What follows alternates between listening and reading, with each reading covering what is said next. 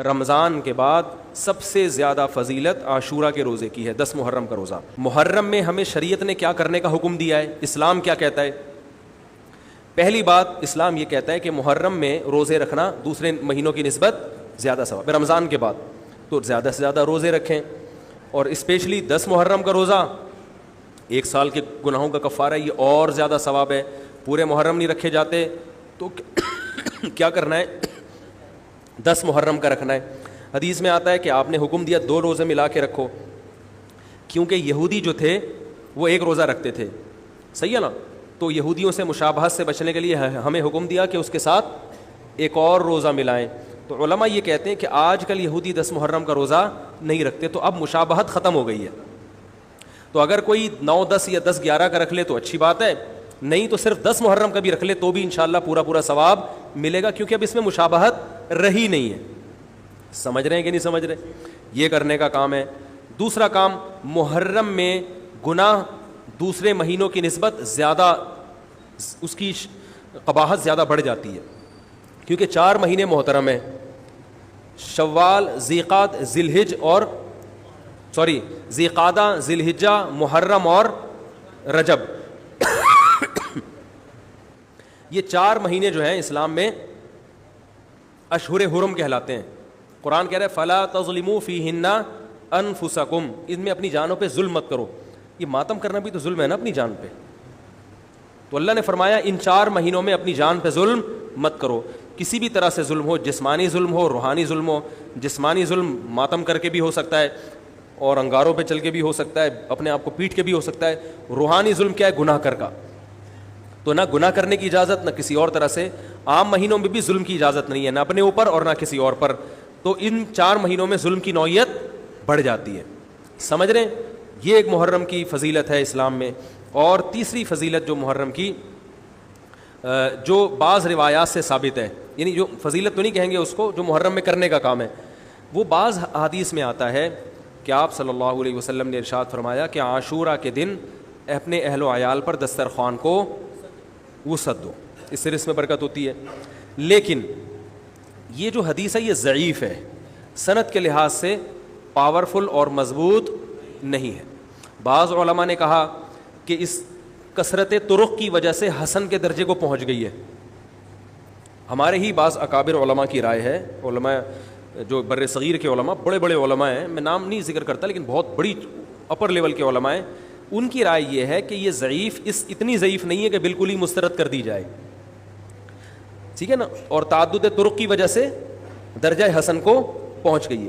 علامہ ابن تیمیہ رحمہ اللہ تعالی، جن کو سعودی عرب میں بہت فالو کیا جاتا ہے، ان کی رائے اور سلفی علماء کی رائے جو سعودی عرب کے العثیمین، بن باز وغیرہ تھے، ان کی رائے یہ کہ یہ حدیث بالکل صحیح نہیں ہے، اور اس کی کوئی حیثیت نہیں ہے کہ دسترخوان کو وسیع کیا جائے اور عاشورہ کے دن کھانا کھلایا جائے۔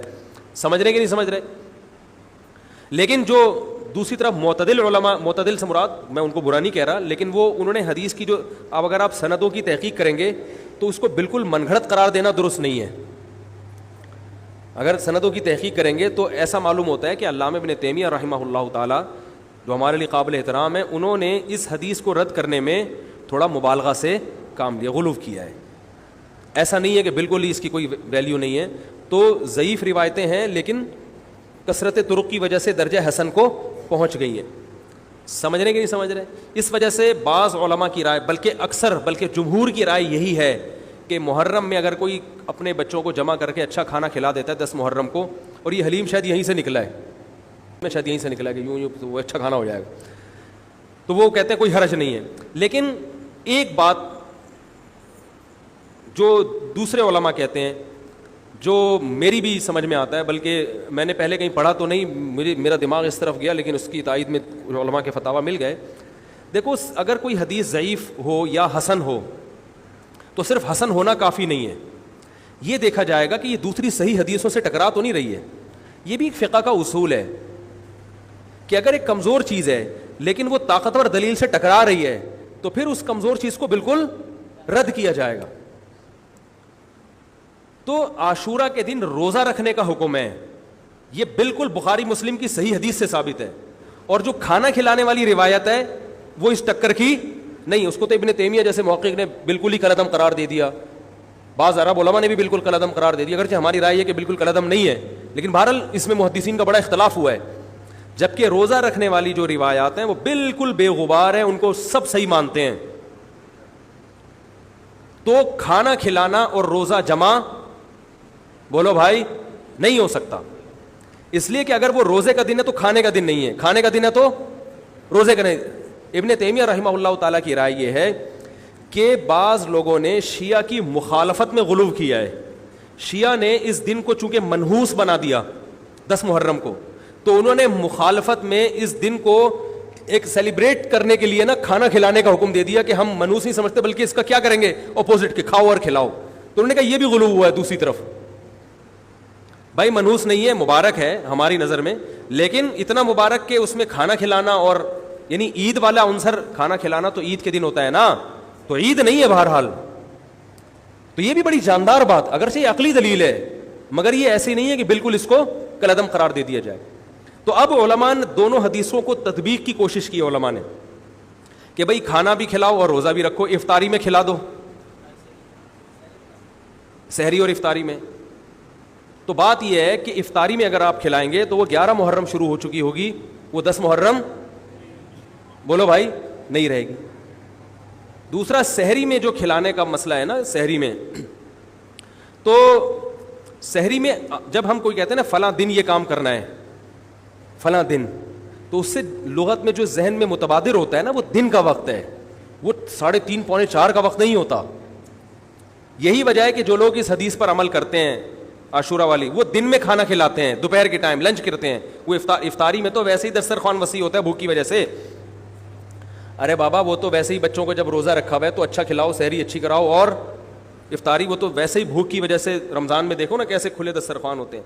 تو میں نے بڑی کوشش کی دونوں حدیثوں کو جمع کریں، لیکن تکلف کے بغیر یہ ممکن نہیں ہے. تو فقہ کا ایک اصول ہے کہ جب کوئی بے غبار صحیح حدیث ہوتی ہے اور اس سے ایک اصول ثابت ہو رہا ہے تو اس کے مقابلے میں اگر کمزور روایت آئے گی جو اس سے ٹکرا رہی ہوگی تو اس کمزور روایت کو، اگرچہ وہ موضوع من گھڑت نہیں ہے لیکن اس کمزور کو اس صحیح حدیث کی مخالفت کی وجہ سے بولو بھائی رد کر دیا جائے. اس لیے میرا نالائق کا موقف یہ ہے، میں بہت نالائق ہوں، میں اتنی بڑی بڑی باتیں کرتا نہیں ہوں، لیکن ساڑی عقلچ یہ چیز آندھی نہیں ہے کہ بھائی جو روزے کا دن ہے وہ بھوکے پیاسے رہنے کا دن ہے، وہ کھانے کھلانے کا نہیں ہے. افطاری میں تو ویسے ہی کھاؤ بھی کھلاؤ بھی.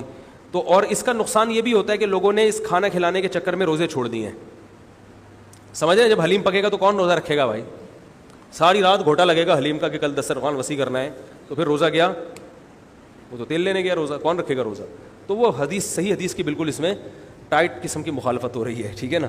تو نالائق کی رائے، پھر بھی اگر کوئی دوسرے علماء کی رائے کو فالو کرتا ہے تو وہ کھائے بھی کھلائے بھی. میں کہتا ہوں جو مضبوط چیز ہے اس کو لینا چاہیے، جو کمزور چیز ہے اس کو چھوڑ دینا چاہیے. ہمارے حضرت مفتی رشید احمد صاحب رحمہ اللہ ایک بات کہتے تھے کہ جہاں کھانا کھلانے کی حدیث آئے گی نا وہاں مسلمان اس کو لے ہی لے گا. کھانے پینے کی جہاں بات آئے گی مسلمان کیا کرتا ہے؟ وہ کہتا ہے بھائی یہ صحیح ہے، یہ بالکل صحیح حدیث ہے. ٹھیک ہے نا؟ وہ کیا کرتا ہے؟ جن علماء کی تحقیق ہے وہ تو تحقیق سے کہہ رہے ہیں، لیکن عام پبلک کی عادت یہ ہوتی ہے کہ فتویٰ بھی اسی کا فالو کریں گے جہاں کھلانے کا تذکرہ آ رہا ہو. تو اب ہمارے کہتے ہیں جہاں کھانا کھلانے کی بات آئی مسلمان کہتا ہے بس یہ بالکل صحیح بخاری کی طرز پر، یہ بخاری کی شرط پر یہ حدیث. تو بھائی بھوکا رہنا عبادت ہے، بھوکا رہنا سنت ہے. بچوں کو تو ویسے ہی کھلاؤ عاشورہ ہو یا نہیں ہو، اور سحری افطاری کرا دو، اچھی سی روزہ رکھواؤ. اور جو بالکل چھوٹے بچے ہیں وہ تو ویسے ہی کھاتے ہیں. تو اس لیے، اور پھر اس کا نقصان کیا ہو رہا ہے؟ حلیم کے گھوٹے لگ رہے ہیں پوری پوری رات بیٹھ کے، اس کے الگ نقصانات ہیں، سبیلیں لگ رہی ہیں. حضرت حسین رضی اللہ تعالیٰ عنہ تو کربلا میں شدید گرمی میں بھوکے اور پیاسے اپنی جان دیتے ہیں، اور یہاں ہم کیا کر رہے ہیں؟ کھانا کھا رہے ہیں، دیگیں پکا رہے ہیں، شربت پی رہے ہیں. تو یہ بات عقل میں آنے والی نہیں ہے. تو عاشورہ کے دن کی مناسبت سے روزہ ہی ہے، وہ روزہ رکھنے کا دن